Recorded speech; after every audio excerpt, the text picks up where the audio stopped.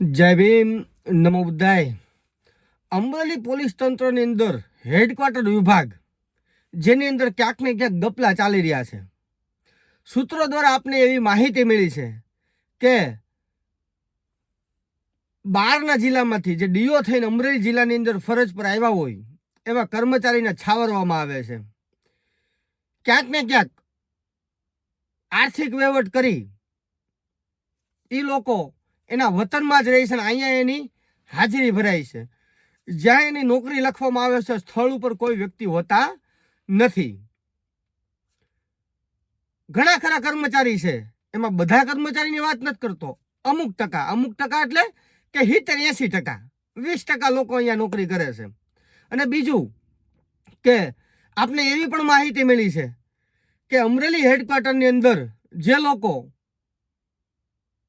કાંઈક કાવા દાવા કરે અને ઉપલા અધિકારીઓ મેળાપીપણું કરે ને, એ લોકોનું વ્યવસ્થિત ચાલે છે. પણ જે લોકો નાના કર્મચારી છે, જે લોકોનું પરિવારનું ગુજરાન માત્ર એમના પગારથી ચાલે છે, એ લોકોને ક્યાંક ને ક્યાંક દબાવવામાં આવે છે. અને 15-20 દિવસ પહેલા આપને એવી માહિતી મળી છે કે 15-20 દિવસ પહેલા રાતના એક શારીરિક શોષણનો પણ બનાવ બનેલ છે. જે નોય હોય એક અધિકારી દ્વારા એ બેન છે એની ઉપર એક તણાવ નાખવામાં આવે છે કે મારે યાર આવું કરવું જ પડશે. એટલે એ બેન ના પાડે છે. પછી એ મામલો આખો ઉચકે છે, ફરિયાદ સુધી જાય છે, પણ ફરિયાદ થતી નથી. ક્યાંક ને ક્યાંક વહીવટ થઈ જાય છે અને ઉચ્ચ અધિકારી એની અંદર આ સમાધાનમાં પડે છે. કહેવાનો ભાવાર્થ મારો એટલો જ છે કે આજે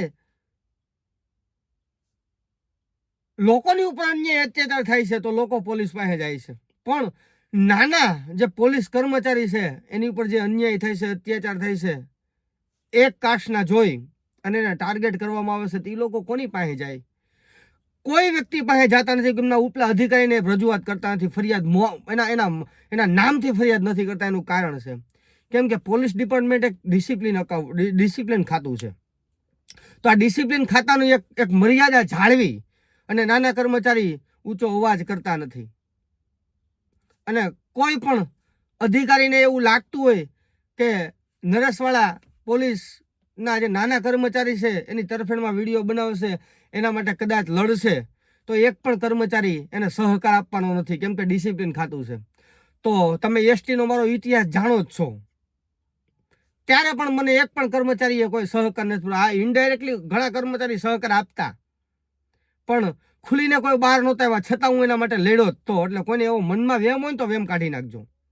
બીજું કે આ જે ખાખી વર્દી છે ને, ખાખી વર્દી એને છે ને હું સમજવા શીખો ને ત્યારનો ખાખી વર્દી ઉપર મને અનહદ ગર્વ છે.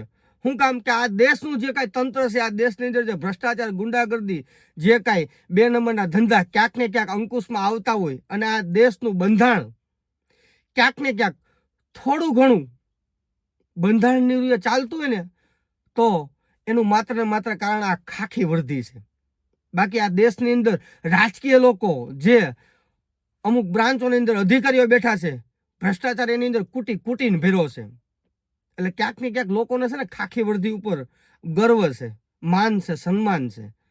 અને જે ખાખી વર્દી પ્રત્યે મને જે માન સન્માન છે ને, એ આજીવન ઓછું નથી થવાનું. કેમ કે ખાખીની વર્દીની અંદર ક્યાંક ને ક્યાંક ગુંડા, ભ્રષ્ટાચારી છુપાયેલા છે ને, તો ક્યાંક ને ક્યાંક ઈમાનદાર અધિકારીઓ પણ છુપાયેલા છે કે જેના કારણે આ દેશનું બંધારણ ક્યાંક ને ક્યાંક લાગુ પડે છે. અને ક્યાંક ને ક્યાંક આ દેશની અંદર જે તમને કહું ગુંડાગર્દીને જે કાંઈ તાનાશાહ છે ને, તાનાશાહ ઓછો થાય છે ક્યાંક ને ક્યાંક આ અધિકારીઓના હિસાબે. એટલે જે કોઈ અમરેલી હેડક્વાર્ટર વિભાગની અંદર જે અધિકારી છે, મને નામ બામ બધી ઠામ ખબર છે અને ઘણી ખરી માહિતી આવવામાં છે ને આવે છે. આ જો માહિતી સમાજ સમક્ષ અને લોકો સમક્ષ જાહેર ન થવા દેવી હોય ને, તો તમારા જે જાકુબના ધંધા તમે જે આદરા છે ને, એ આ ધંધા બંધ કરી દેજો. હરેક વ્યક્તિને સમાન રાખો, હરેક કર્મચારી સમાન હોવો પડે. કેમ કે કોઈને નોકરી છે ને તમારા બાપુજીને પેઢીમાંથી નથી મળી. હરેક વ્યક્તિ નોકરી કરે છે એની જે લાયકાત મુજબ કરે છે. કોઈની નોકરીનો માલિક નથી. દરેક વ્યક્તિ પોતાને જેને જેને નોકરી મળી છે એ પોતપોતાનો માલિક છે. અને અમરેલીની અંદર ઘણા નિષ્ઠાવાન જે પોલીસ અધિકારી છે એને ખાસ વિનંતી કરું છું કે આવા જે ભ્રષ્ટાચાર અંદર થાય છે ને એ બહાર લાવો. શું કામે કે આજે તમે ઉચ્ચ અધિકારી જે નિષ્ઠાવાન અધિકારીઓ જો બોલશો નહીં ને તો આજે તમારા નાના કર્મચારી છે ને એનું શોષણ કોઈ દિવસ બંધ નથી થવાનું. અને ખાસ કરીને જે એસટી વિભાગની અંદર જે દીકરીઓનું શોષણ અનહદ શારીરિક શોષણ કરવામાં આવતા ને આવે છે, ખુલીને કેવું છું. એવું પણ પોલીસ ડિપાર્ટમેન્ટની અંદર ક્યાંક ને ક્યાંક બનતું હોય એવું આપને લાગે છે. એટલે આ ન બને એવી ખાસ હું દરેક અધિકારીને વિનંતી કરું છું. અને એસપી સાહેબ ને હું ખાસ વિનંતી કરું છું કે તમારા હેડાની અંદર જે કાંઈ કર્મચારી આવે છે, જે કાંઈ ડિપાર્ટમેન્ટ આવે છે એની અંદર ગુપ્ત રીતે તપાસ કરી અને આ જે કર્મચારી છે એનો ભાંડો ફોડો. બહાર ન લાવો તો કાંઈ નહીં, પણ એને જે કાંડ કરે છે ને એ કાંડ બાબતે એને સજા તો થવી જ પડે. કારણ કે આજે બીજા ઘણા લોકોની જે દીકરીઓ ડિપાર્ટમેન્ટની જે નોકરી કરે છે ને એમ ક્યાંક ને ક્યાંક આપણી દીકરીઓ નોકરી કરવા જવાની જોઈ અને બહાર રોડ ઉપર રખડવાની જોઈ. તો જે દીકરીઓને તમે જે વર્તન કરો છો ને કાલ આપણી દીકરી ઉપર એવો વર્તન ન થાય ને એનું ખાસ ધ્યાન રાખજો. એટલે જે મિસ્ટર અધિકારી હું તમને કહું છું, ખાસ તમને ખબર જ છે કે હું કોની વિરુદ્ધ બોલું છું. એટલે તમારી જે કાંઈ માયાજાળ છે ને એ બધી હકેલી લેજો અને હરેક કર્મચારીને સમાનતાનો અધિકાર પૂરેપૂરો મળવો પડે. અને તમારી જે કાંઈ ઉઘરાણી કરવાના જે ધંધા છે ને એ ધંધા હકેલી લેજો. તમને એવું લાગતું હશે કે આ બધું અંદર હાલે છે, અંદર કાંઈ હાલતું નથી, આ બધું જગ જાહેર થઈ ગયું છે, હવે સોશિયલ મીડિયામાં ન આવે, એનું ખાસ તમે કાળજી રાખજો. જય ભીમ, જય સંવિધાન.